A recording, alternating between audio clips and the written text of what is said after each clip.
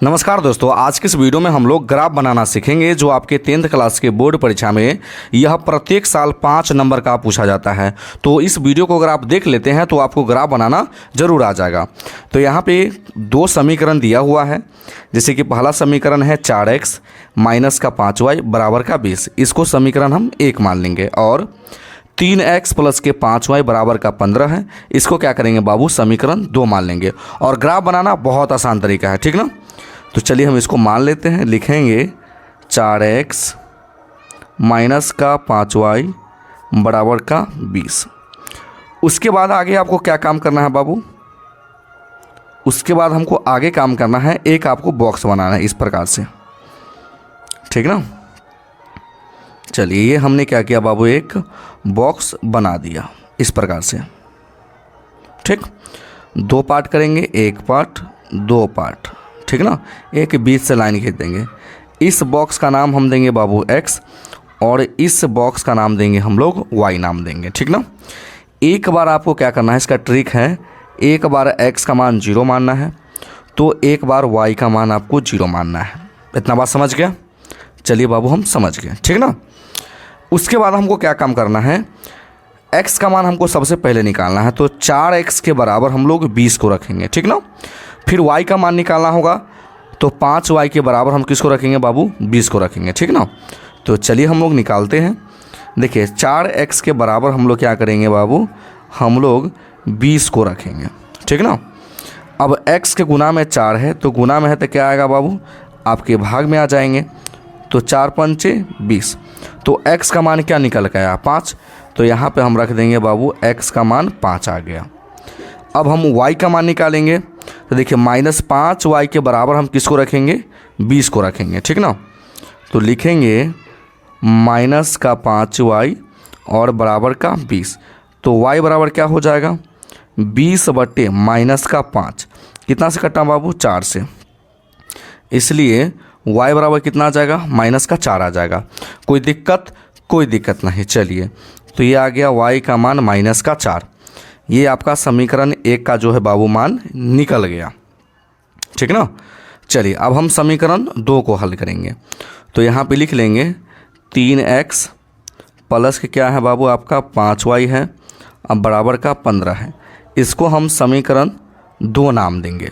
कोई दिक्कत यहाँ तक, कोई दिक्कत नहीं। नीचे आपको क्या करना है, एक बॉक्स बना लेना है, जो हम अभी आपको बताया है। सेम प्रक्रिया होता है, कुछ नहीं इसमें, है ना।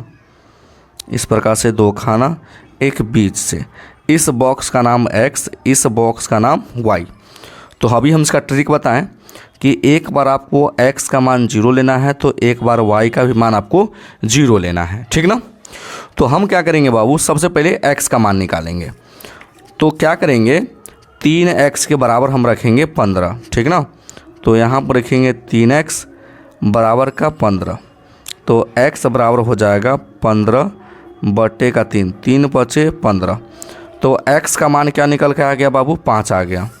तो यहाँ पे हम x का मान 5 रख दिए। कोई दिक्कत यहाँ तक, कोई दिक्कत नहीं। अब हम y का मान निकालेंगे, ठीक ना।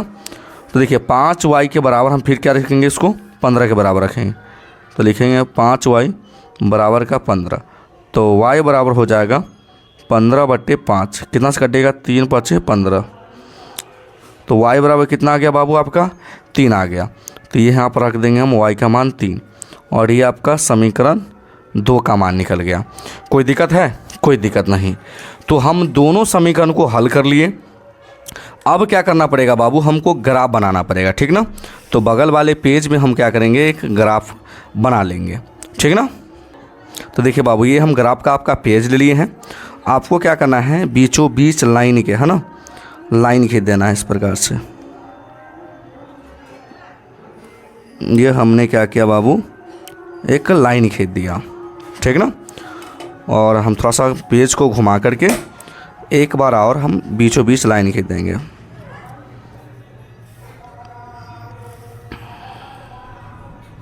इस प्रकार से आपको खींच देना है, ठीक ना। तो यहाँ पे क्या हो जाएगा बाबू, आपका 0 हो जाएगा, ठीक ना। इसको थोड़ा सा हम एरो बना देंगे इस प्रकार से। इसका मतलब होता है कि ये रेखा जो है आगे जा सकता है, ठीक ना, नीचे से भी। चलिए बहुत अच्छे तरीके से यहाँ पे हम देंगे 1 यहाँ पे 2, यहाँ पे 3, यहाँ पे 4, यहाँ पे 5, यहाँ पे 6। इसका नाम होता है x और इसका नाम होगा x डैश। ऊपर वाला का नाम होता है बाबू आपका y और नीचे वाला का नाम होता है y डैश। ठीक है ना। तो जो डैश में होगा वो माइनस वाला संख्या होगा। ठीक ना।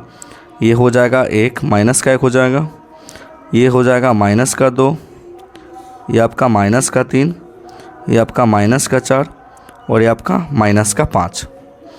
फिर यहाँ पर से हम लेंगे 1, 2, 3, 4, 5 इस प्रकार से। ठीक ना। 1, 2, 3, 4, 5, 6। ये हमने क्या किया बाबू, ले लिया। तो अभी हम आपको बताते हैं कि जो डैश वाला होगा वो संख्या माइनस में होगा। तो सबसे पहले हम समीकरण ए का मान बैठाएंगे। तो समीकरण ए का मान देख रहे हैं कि x का मान 0 है तो y का मान माइनस का 4 है। तो 0 को भूल जाइए, y का मान माइनस का 4। तो देखिए बाबू, ये y वाला प्लस वाला मान है और ये नीचे y वाला माइनस वाला मान है। तो माइनस का 4 लेना y का मान, तो यहाँ पे है। तो हम लिखेंगे 0, माइनस का 4, क्योंकि पहले x का मान 0 है और उसके बाद y का मान माइनस का 4 है। तो सबसे पहले x का मान रखते हैं, उसके बाद y का। समझ रहे बात। चलिए, x का मान 5 तो y का मान 0, तो 5 लिखिए, है ना। x का मान 5। अब देखिए, x का मान यहाँ 5 प्लस वाला है और इधर ये माइनस वाला है। तो x का मान 5 प्लस में लेना है, तो यहाँ पे है। तो ये हो जाएगा 5, 0। तो ये बिंदु और ये बिंदु, दोनों बिंदु का आपस में हम क्या करेंगे, पहले मिला देंगे। ठीक ना। इस प्रकार से आपको क्या करना है बाबू, आपको मिला देना है। ये हमने क्या किया बाबू, मिला दिया। चलिए दूसरे समीकरण का मान देखेंगे। x का मान 0 है तो y का मान 3 है। तो x का मान 0, y का मान 3 प्लस में, देखिए y वाला ये मान है तो y का मान 3 यहाँ पे हो जाएगा। तो 0, 3 हो गया। ठीक ना। पहला बिंदु मिल गया। दूसरा बिंदु क्या है, x का मान 5, y का मान 0, देख सकते हैं। तो x का मान 5, y का मान 0, इसी बिंदु पे ये बिंदु क्या होगा बाबू, प्रतिच्छेद होगा। ठीक ना। तो हम लोग प्रतिच्छेद कर देते हैं इसको बहुत अच्छे तरीके से।